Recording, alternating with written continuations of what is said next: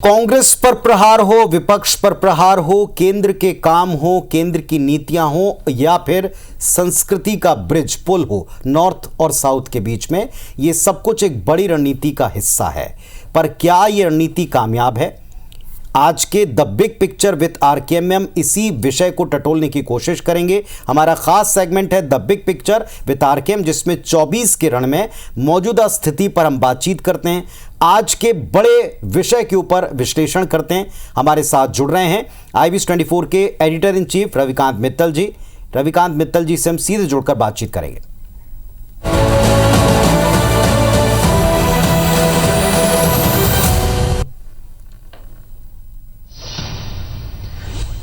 तो इस वक्त हमारे साथ में रविकांत मित्तल जी जुड़ चुके हैं और हम उनसे मिशन साउथ के बारे में बातचीत कर रहे हैं। रवि जी, 400 पार के नारे को साकार करने मोदी का मिशन दक्षिण कामयाब होना बहुत जरूरी है। नॉर्थ तो उनके पास है, लेकिन इसकी प्लानिंग कब से शुरू आप पाते हैं और मौजूदा किस स्टेज में से देखते हैं?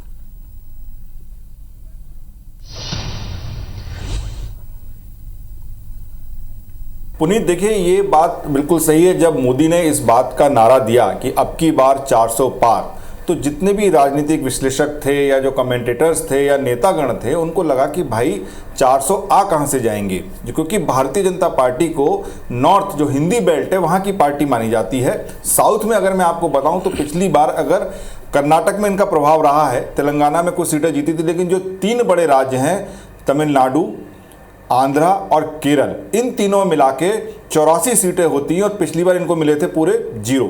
तो एकदम वहां पे 0 से थे, तो भाई कैसे आ जाएंगी। तो ये जब चर्चा शुरू हुई तो मोदी के जो 400 पार के नारे के पीछे जो बात है, वो जो उनका साउथ पुश जिसको कहा जा रहा है, जो दक्षिण भारत के जो राज्य हैं, जो अभियान है, उसमें कही जा रही है। और आपको ये जानकर आश्चर्य होगा पुनीत कि ये अभी से नहीं, 2022 में मोदी जी ने सबसे पहले काशी तमिल संगम शुरू किया, जिसमें, क्योंकि काशी से वो खुद आते हैं, वहाँ के वो मेंबर ऑफ पार्लियामेंट हैं, वहाँ पर उन्होंने तमिल भाषियों को बुलाया, तमिलियंस को बुलाया, क्योंकि उनका ये कहना था कि काशी जो महादेव का इतना बड़ा मंदिर है, इसी तरीके से तमिलनाडु में भी जो महादेव के मंदिर हैं उनके एंड में काशी आता है और उनका पुराने समय से मिलने लगा है। तो 2022 में इन्होंने पहली बार शुरू किया और हर साल ये एनुअल फंक्शन होता है जिसमें तमिल के लोग आते हैं, काशी के लोग भी वहाँ जाते हैं।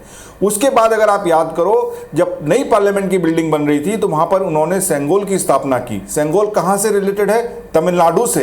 इतनी पुरानी प्रथा, संस्था, जिसको कोई नहीं समझ रहा था, सब आश्चर्य कर रहे थे कि सेंगोल क्या है। तो आप ये मोदी की वहाँ से सोच देखिए। फिर याद करिए, जब मंदिर बनने वाला था, राम मंदिर की प्राण प्रतिष्ठा होने वाली थी, तब जब उन्होंने तप रखा, व्रत रखा, वो साउथ के सारे बड़े मंदिरों में गए, वहां पर उन्होंने पूजा अर्चना की।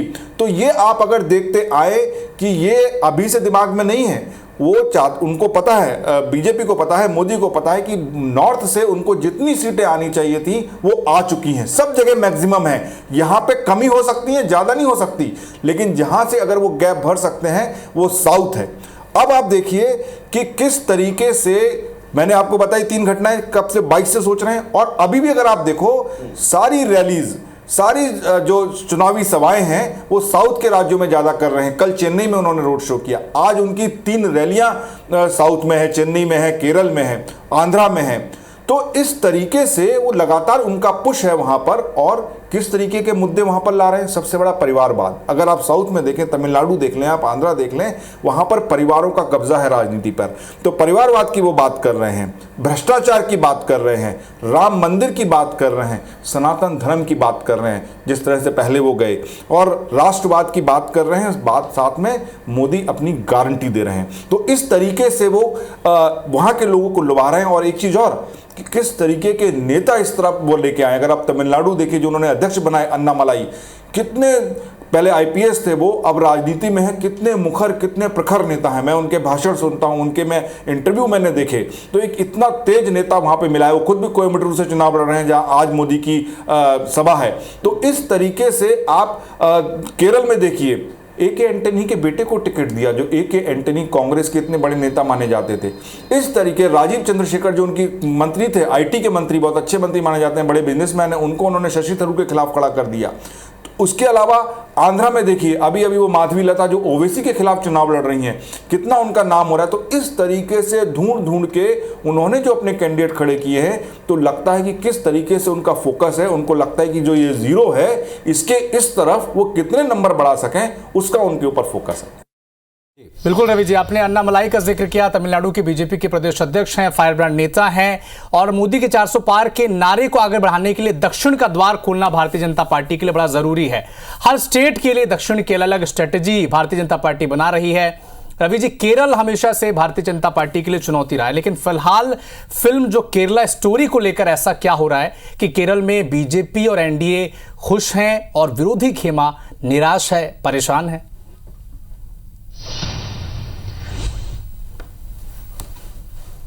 देखिए अविनाश, ये बहुत अच्छा सवाल है, क्योंकि देखिए केरल एक बड़ा सा दर्द बना हुआ है। क्योंकि मैं आपको एक चीज़ बताता हूं कि जब पार्टी ने 2 सीटें जीती थी केवल, तब भी एक सीट उन्होंने साउथ से जीती थी और एक गुजरात से जीती थी, एक साउथ से, आंध्रा से, तमिलनाडु नहीं था।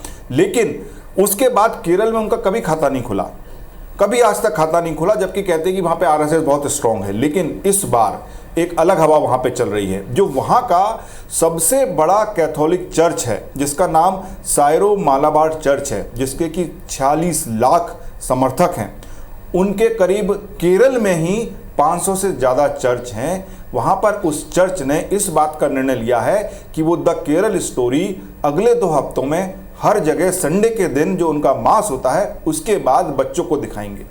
अब ये केरल स्टोरी क्यों महत्वपूर्ण है? क्योंकि केरल स्टोरी बीजेपी का जो एजेंडा है उसके साथ जेल करती है लव जिहाद का। और जब अभी दूरदर्शन ने पिछले हफ्ते इस फिल्म को दिखाने का निर्णय लिया था, तो कांग्रेस और सीपीआईएम ने इलेक्शन कमीशन में बाकायदा शिकायत दर्ज कराई थी कि ये इस तरह की फिल्म इस समय दिखाना मॉडल कोड ऑफ कंडक्ट के खिलाफ है।